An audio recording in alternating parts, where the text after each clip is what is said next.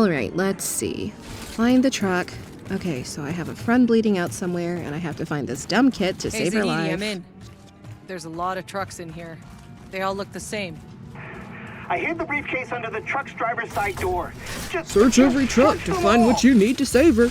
Yeah, okay. There's like 10 freaking trucks here. Which one am I even supposed to check? It could be in any of them. Wait, what? Really?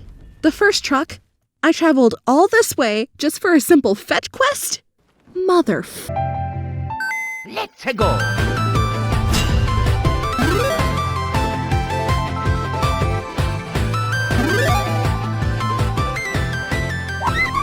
GameNChick Gaming. Hello once again, my chickadees. GameNChick back on your screens once again. Before we get started, I want to once again give a big thank you to Square-Enix for providing me with another code to make this review possible. Seriously, that's like 2 codes in a row now. That's awesome. You rock. So with that having been said, let's get to it.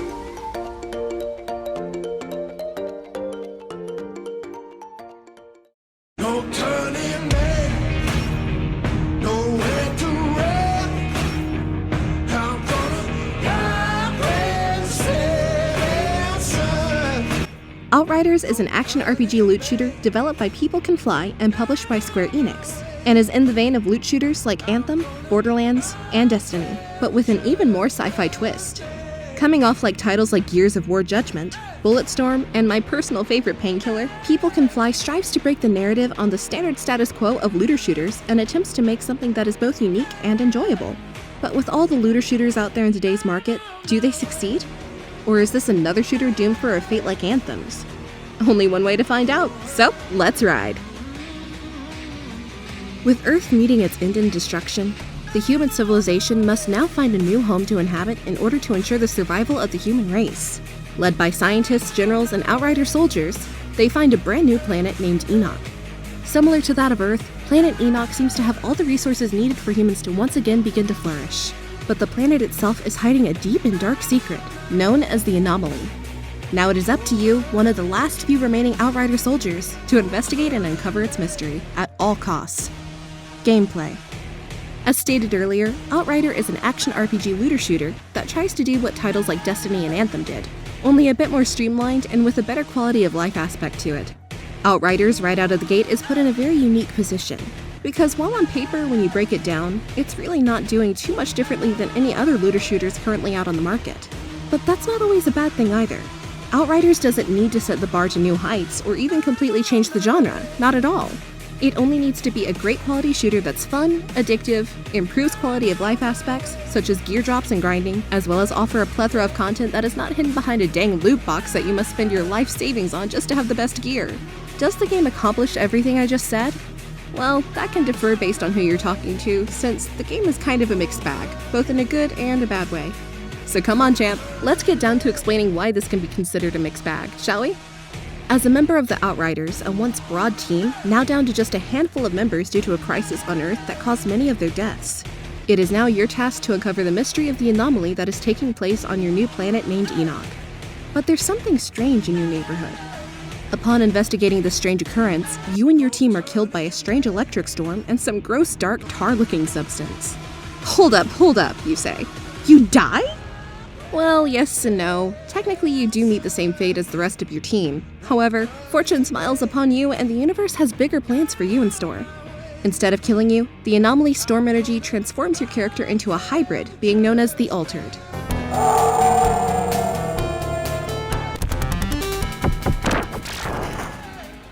As an Altered, you gain the ability to take control over certain elements and raise physical capabilities. After achieving your newfound powers and being overwhelmed by the storm's energy, you collapse and are down for the count. The next time you're awake, you're just being revived from a 31-year crypto nap, and are now in the middle of a gigantic war between 2 factions that now inhabit Enoch. Phew! That's a lot for just the opening 10 minutes of the game. So, let's recap. Human civilization is dead, new planet found, new planet has promise but a terrible secret, anomaly and black tar kills everyone that comes in contact with it, you gain new powers and become an Altered and wake up 31 years in the future to a huge war. Everybody got that? Good! Once you're done getting through the scenario and the story setup, it's actually time to get into why all of us are here in the first place, the actual gameplay.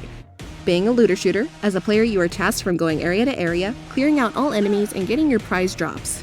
These prize drops can range from new wearable gear, new weapons, or even rare materials to collect that you can use in order to craft even stronger weapons and gear that will be beneficial to you once you reach the game's in-game content. Right from the start, you're going to immediately notice the improvement Outriders has over other looter shooters with its navigation system in relation to mission selection, quest selection, and fast traveling. Coming off of games like Anthem, which had some of the most annoying navigational menus ever, here in Outriders, everything is completely streamlined and so easy to use. Want to fast travel to a specific area? Just plant your flag in the area you wish to be able to fast travel to, and with the click of a button, you're there. Want to select a side quest and take a break from the main scenario for a while? Just highlight the quest you want to go to and track. This all sounds bare basic, I know, but for a looter shooter, it goes a long way in improving its addictiveness for the player, because we don't have to spend our time fiddling around poor UI and menus for hours and can actually enjoy the game itself. Crazy concept, I know. If you've played titles like Destiny, then you have a fairly good idea of how the gameplay in this title will work. Enter an area, shoot an enemy, advance, and repeat. Now that in itself doesn't sound terribly exciting now, does it? Well, thankfully you get some powers at your disposal that completely opens up the game entirely and expands the overall depth of your gameplay overall. Once you gain your new altered power, you're asked to pick from 4 separate classes. These classes range from Trickster, who's good for close-ranged combat, Devastator, who is your tank class, Technomancer for long range, and Pyromancer, that is good for all media range situations. The great thing about all these classes is that they all feel very distinct from one another, and all have their own pros and cons depending on the player's playstyle or how you build up your character through the massive ability and skill tree. With the game's skill tree, you're allowed to purchase upgrades, such as a health increase, take less damage or do more damage to your enemies, as well as equip new abilities you earn for your specific class the higher you improve your character's overall level.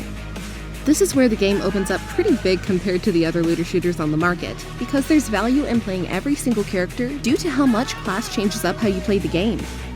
Due to the way the skill tree is structured, and the amount of special skills you get as your character grows in level, not one single person to play this game will have the same experience. Nor will you have the exact same build as another. Every single choice you make for your character is unique to you and the way you personally want to play the game. Whether you pick to choose to go the offensive route, defensive route, or support, it's your choice all the way, not the game's. In my playthrough, I went the route of Trickster. Man, this class was fast-paced and fun. When I wasn't staying at a distance, mowing people down, or shooting off their head, which looks awesome, I was able to use my favorite 3 abilities. These abilities were Temporal Blade, Slow Trap, and Hunt the Prey. Sure, I got more abilities the further up I got into the game, but my playstyle is a hit-and-run style of play where I shoot from long distance, lure groups to me in packs, or pick off enemies at high ledges that I can't just walk to. With the 3 abilities I used, all of those became a possibility. Temporal Blade allows you to use a slashing energy blade that when used on one enemy or multiple regular enemies that are right in your face, will temporarily stun them and completely disintegrate their bodies. It looks freaking awesome. However, if it's the stronger enemy type, it will not kill them in the same way. Instead, it will temporarily stun them and then give them minor exploding damage, which is still very handy. Other abilities are more strategic-based abilities, such as Slow Trap. With Slow Trap, it allows you to create a force field around a specific area around you that freezes time for anyone and anything within the Dome of Power. This is perfect for situations when you need to think on your toes and strategize your next move. It helped me out in so many situations. Then finally, there is the Hunt the Prey technique that allows you to instant transmission yourself, like Noctis from Final Fantasy XV, to any enemy you're locked onto and warp at light speed behind them. This is invaluable to use when you have enemies in unreachable places.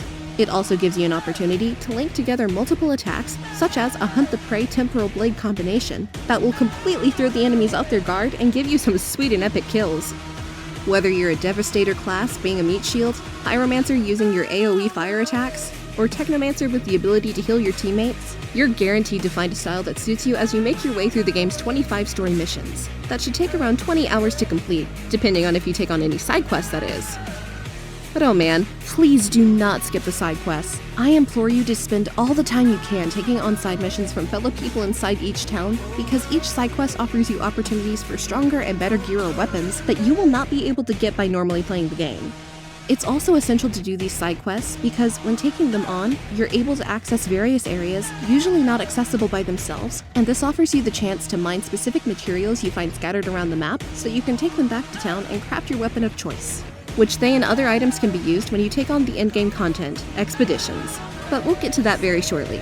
But before that, we have to talk about something really quick. Okay, as you've noticed so far, we've mainly talked about some of the positives, because there are quite a few I'd like to mention that relate to the great UI and menus, combat system that feels quick and fluid, level system, and skill grinds that are so deep and have depth, and even some amazing boss battles you will encounter that range from easy as pie to, oh sweet mercy, level of difficult. But there are some issues I personally had with the game that I'd like to get into before moving on. So, there is a Dumbo in the room. No, I'm not talking about someone's IQ level or the Disney mascot, although, yes, he is cute. But nope, I'm referring to another elephant in the room, and that big old elephant is the game's servers and its overall stability.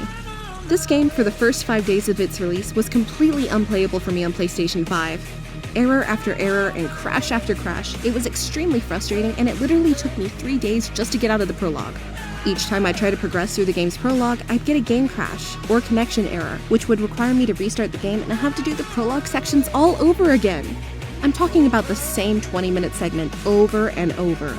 It was not a fun time at all. But to the developers' credit, People Can Fly have been extremely on the ball and very transparent about the entire situation, and have done amazing customer service and server fixing. They're the perfect example of not only how to run an online-only game, but how to communicate properly with an angry fanbase that just wants to play your game. They're the real MVP. Besides the server issue, my next gripe was the main character. She, or he, is just not interesting at all. If you remember the gothic kids from South Park, then you pretty much know what I mean. Life is pain. Life is only pain. We're all taught to believe in happy fairy tale endings, but there's only blackness. Dark, depressing loneliness that eats at your soul. Trust me, you'll get used to fresh air too. Truth is, none of us should even have gotten off Earth. Survivor's guilt. You think any one of us isn't feeling it? It's not just that. If the Caravel's engine hadn't exploded back on Earth and killed most of the real Outriders with it, there wouldn't be a bunch of mercenaries down here in their place. Everything is a woe is me, why am I still alive, I'm of no use to anyone type of mentality, and it runs out its welcome fast. The delivery is monotone, and it's a stereotypical lost hero syndrome that's been done to death in every form of entertainment, and I just didn't like it. The story overall is actually great and super interesting. Characters like the badass Shira and Jakub, who reminds me of actor Peter Stormare, have great personalities and a good flow to their characters and make you feel their performance. But your character, just nothing special at all, which is a damn shame. Those are some of the bigger issues I had with the game that caused me to roll my eyes or want to get a headache out of frustration. Server issues. So, you think you're done with the game? Well, not quite. Even after you've completed the main campaign or every side quest, you still have more content to complete. Once you pop, the fun don't stop with this game. This is where the in-game comes into play in the form of missions called expeditions. These in-game missions are objectives that take place in previously explored areas and involve more of the survival aspect of the gameplay compared to the other stuff in the game. These should really be done with a full team in order to get the full effect out of them, because while they start off as easy as a Kirby game, it quickly moves into the realm of extremely hard. The more successful you are in surviving and advancing, the harder your enemy types will get that you have to face. However, push on through and believe in yourself like Parappa the Rapper says you should, because the end justifies the means. The harder the difficulty you complete during expeditions, the stronger weapon drops you'll get and gear drops. This will extend your gameplay for many more hours and offer a ton of laughs between you and your friends, or even just fun with random people. Overall, at the end of the day, Outriders was a breath of fresh air from the looter-shooter genre. Coming off like titles like Anthem, which had a lot of promise but ultimately failed due to the way the game was handled, People Can Fly took all the great aspects from games like Borderlands and Destiny and molded them into one highly addictive looter shooter that you just won't want to put down.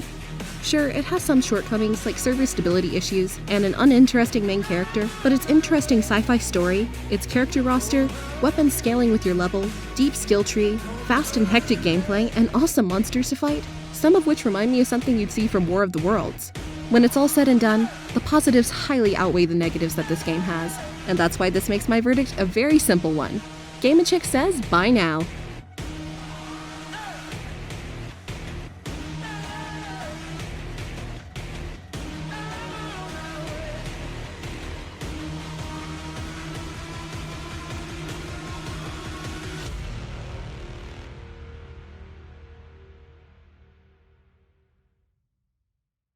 Hey everyone, Thanks for watching!